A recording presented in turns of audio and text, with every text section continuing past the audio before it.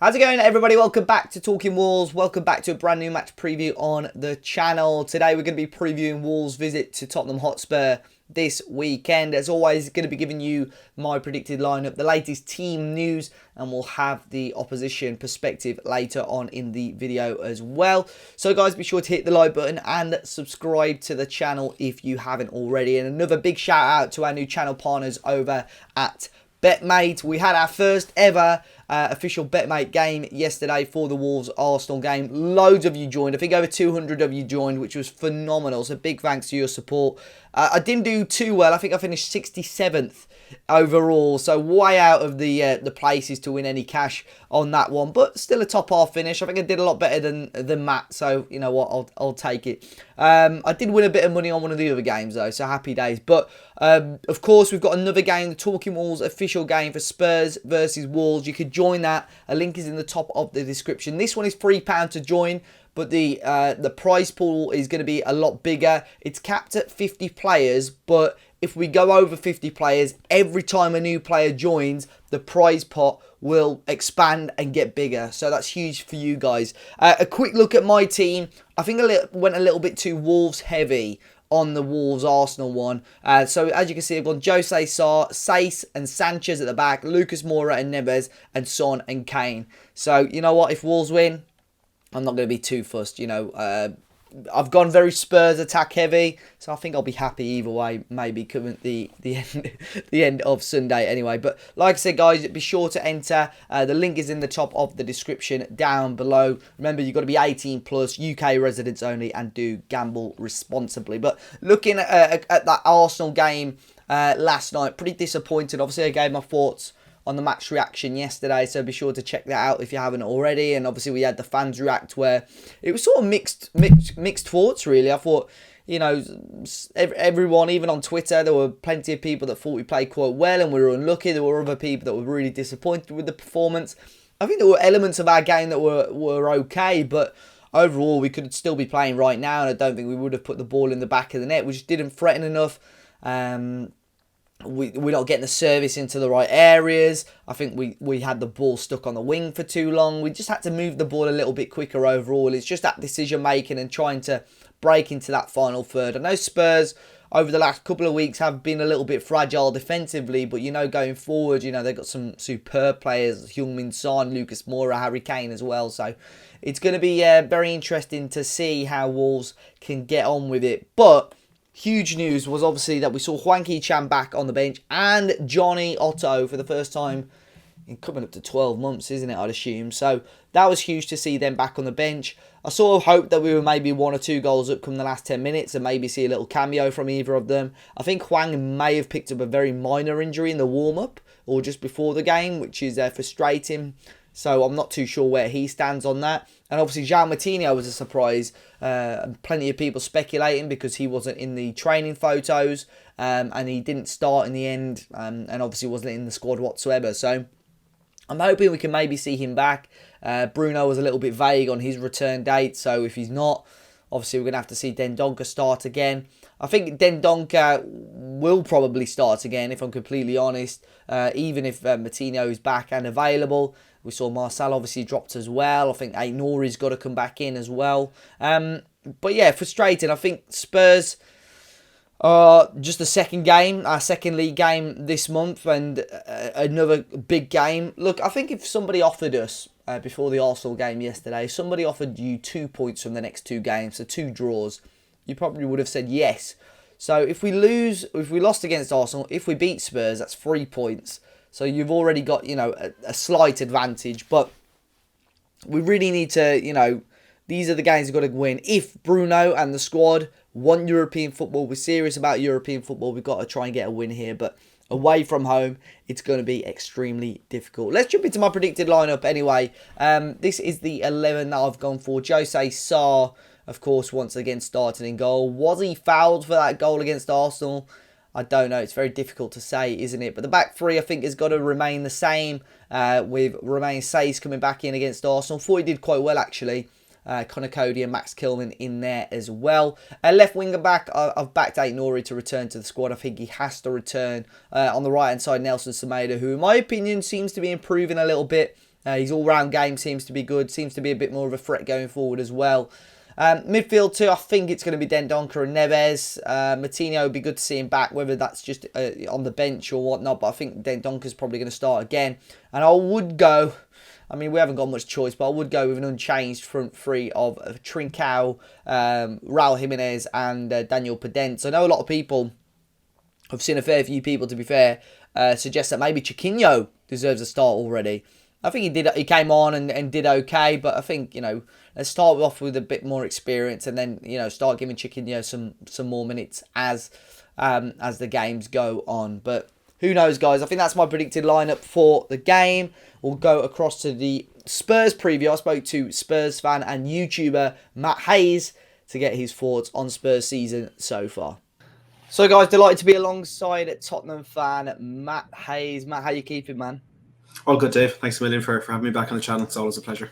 No problem. Obviously, it's been quite an interesting season for Spurs so far. I've already played you guys twice, once in the league, once in the cup. Obviously, both under Nuno for you guys. And typical, he doesn't have a great spell at Spurs, but he beats us both times. He plays us in both of those competitions. But now, life under Conte, how do you think he's been getting on so far?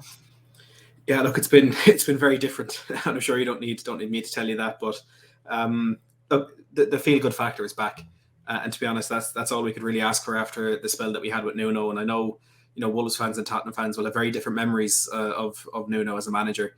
And it's nearly all negative for Tottenham. And to be fair, we couldn't get any worse when Nuno went out. But Conte came in and he's managed to take this team by the scruff of the neck. And while the performances haven't been world beating, they're not performances that you'd expect to carry us into the top four. He's got us winning games of football, and he went his first, I think it was 9 or 10 games in the Premier League without losing a game. Now, the last month has been very different. We lost twice to Chelsea in the cup. They beat us in the league, and then of course on Wednesday against Southampton it wasn't great. So look, maybe you're getting Tottenham at a good time under Conte, but look, it's night and day, chalk and cheese, what we were back then and what we are now, without really too much changing in the squad. I know it's like a small bit of business in the transfer window, but it's been good, and we're starting to look like a team who could actually have a bit of a near future, I suppose. We're not waiting for a long-term rebuild.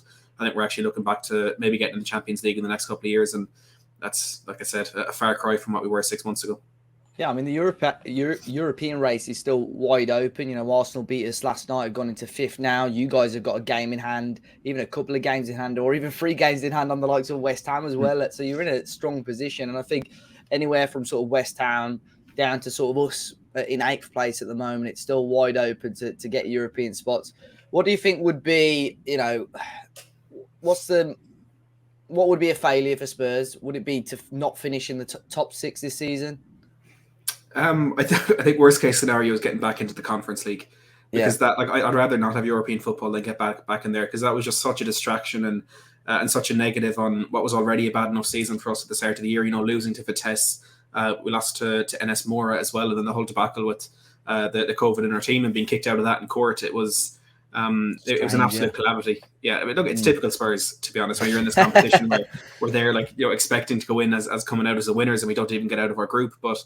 I said it when Conte was appointed. I said it when we were on our best form under Conte, and I say it again now. I don't think we're going to get top 4, and I don't think it's a failure if we don't. Looking at the table, it does seem as though you could argue we are in pole position. Like I said, 3 games in hand on West Ham. If we won last night against Southampton, or on Wednesday night against Southampton, that's 3 games in hand, only 1 point behind them. Winning those games, we could kind of get past them, but our games at hand were away to Brighton, away to Burnley, and our away form is where we've struggled this season. We've only won, I think, 3 games in the league away from home, and one of those is that last-minute bizarre win away to Leicester. So I don't think you can really count that as a deserved victory, if that makes sense. Look, in terms of failure, I think not being in a better position on the first day of next season than we were at the first day of this season will be a failure, because look, Tottenham fans, we always demand trophies, which is bizarre when we haven't won one in 15 years. But I think we just need to progress and kind of get back on an upwards trajectory and look towards becoming a Champions League team again and a stable European side. And I think we're on a good way to doing that. Like I said, Conte is, of course, a better manager than Nuno. We did good business in January, and we're expecting to do even more good business in the summer. So I'd absolutely love to get back into the Champions League. Of course, it's what it's about for Tottenham this season, but I don't think not getting there would be a failure. So I think for Spurs, the best progress we could make and the best way we could make this season a success is by what we're doing off the pitch. And I think we're going in a good direction with that, to be honest. One of the obviously Wolves players that you guys have been, not just this January, but in summer, you were heavily linked with was obviously Adama Traore. And it wasn't just Adama, you guys were linked with Diaz and all sorts. And, every time it seemed like you were close to signing somebody, another team would nip in and steal the deal. But what were your overall thoughts of Adama? Was he a player that you would have taken at Spurs? I mean, I don't think he would have been a starter at Spurs. I might be wrong. What do you think of him as a player, and what do you think of the situation as a whole? Adama was probably the weirdest one for me over the transfer window, because last summer, of course, we were linked to him as well. I think it was 40-50 million we were being quoted for him back then, and I didn't want him. I can see obviously the value that he brings to a team and the attributes that he does have, but we're in a position now where we bought in Emerson Royale as a right wing back in the summer, and the main problem we have with him is, first of all, his defensive awareness, and second of all, his end product. And I think if we're going to try and replace him and improve on that, Adama Traore is the last player you really want to be bringing in to to add those attributes to a team, because those are his weaknesses. That's what he's lacking. Yeah. But I feel when we got into that situation in January, the price was down to about 20 million, or reportedly down to 20 million. He was Conte's number one target for right wing back. I kind of spoke myself into wanting him without actually wanting him. Like I thought, look, if Conte wants him, if we're getting it for that cheap, it's a good deal, because with the attributes that he has, if he has a bad 18 months at Tottenham, further down the line, you can find a team who will pay that much money for him, because what we would have been paying for was that speed and that power and that pace, and he still would have had that. So I felt in terms of financial risk, it wasn't really that much of a problem, and Conte wanted him. So I thought, why not go for him? And I thought it was going to happen. I mean, it was about a week. We were just waiting for the here we go from Fabrizio Romano, and just waiting for Tottenham to pull that trigger. But of course, it never happened. And then the same happened with Luis Diaz. And it's concerning that we were so close to getting these players and we didn't bring them over that line, because we've done that so many times in the past with, we should have had Bruno Fernandes 6 months before United did. We had a deal in place until we went messing with the structure of it. Of course, that Paulo Dybala stuff, Coutinho, there's so many things you can look at, and it just feels like that same stuff is continuing to happen under different recruitment team, under different power in that board. But I think the difference that we've seen is they had a plan B and they had a plan C and a plan D. And we've brought in 2 players in Kulusevski and Bentancur who are extremely talented. They're young in a football sense, but also experienced. They know what it takes to win.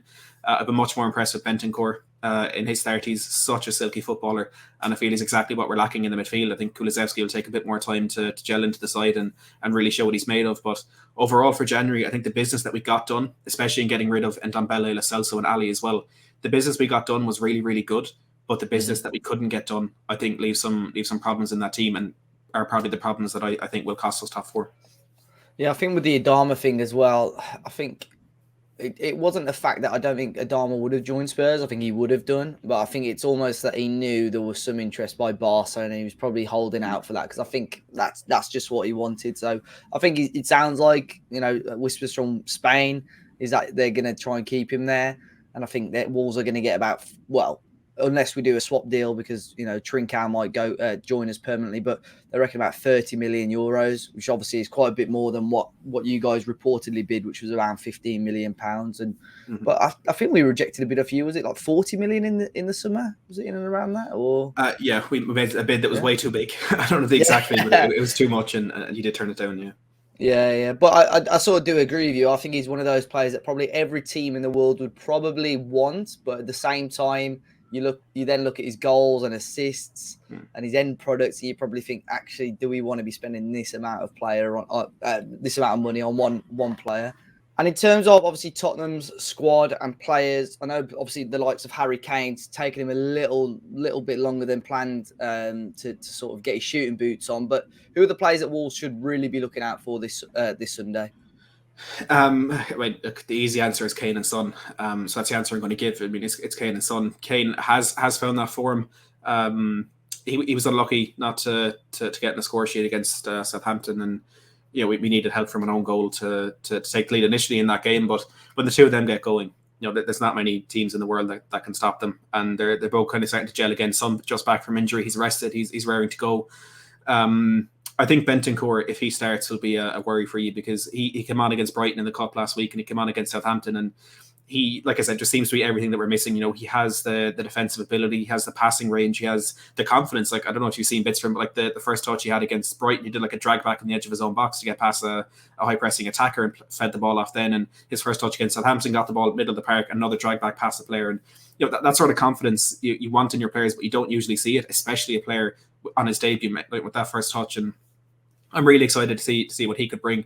The good news for Wolves, I'm sure you'll want to hear that as well, is we are absolutely atrocious defensively. I know if you've seen those 2 goals Southampton scored, absolute carbon copies, the equaliser and the winner, Ward-Prowse picking up the half space, which in itself is a footballing crime to allow that to happen. And then Emerson and Sanchez at the back post not being ready for what happened, and we're missing Eric Dyer and Jaffa Tanganga for this game again, and Oliver Skipp in midfield as well, who's a big loss. I mean, he's, for me, on that team sheet ahead of Pierre-Emile Højbjerg every day of the week.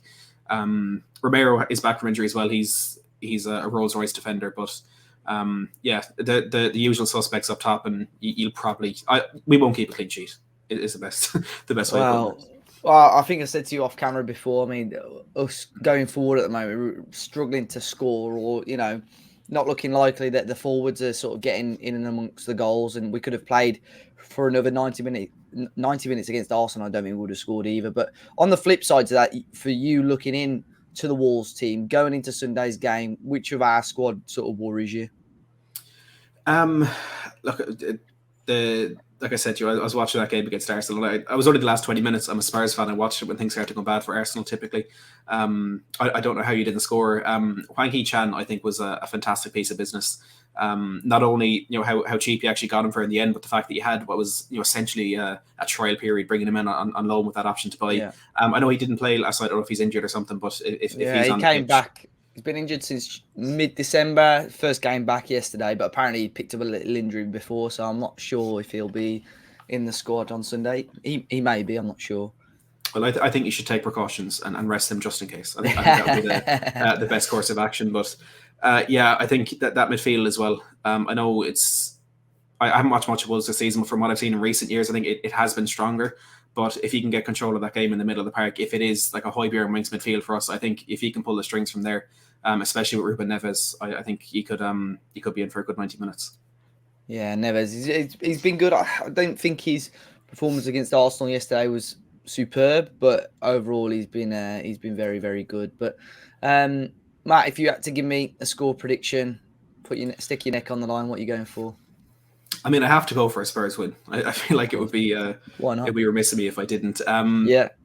Look, I'll go for a 2-1. Like I said, I can't see Spurs keeping a clean sheet, and to be honest, I can't remember the last time I predicted us to keep a clean sheet. But I'm expecting reaction from that win or for that defeat against Southampton. And I know Antonio Conte was doing his press conference for this game today, and he was 20 minutes late because he was still out on the training pitch working with. I would hope the centre backs, but who knows? Yeah. He'd want a reaction. He'd want to right the wrongs of Wednesday, and I think we'll come out of this with 3 points. Sorry to break it. No, it's absolutely fine. But yeah, Matt, thanks for joining me for the preview today. I'll be sure to leave a link to all of Matt's channels and his Twitter page in the description if you guys want to go and check him out. But yeah, Matt, all the best for the rest of the season. Cheers, man. Thanks a million, Dave. So big thanks to Matt for his thoughts on Tottenham ahead of this game. Look, my prediction, I know Matt went with a 2-1. I'm going to go with a 1-1 draw. We're just gotta stick the ball in the back of the net, guys. I'll be relieved once we're able to do that. But let me know your thoughts, your score predictions, and your thoughts ahead of this game, guys. Be sure to hit the like button down below. Subscribe to the channel if you haven't already. Enjoy the rest of your weekend, and I'll see you all very, very soon.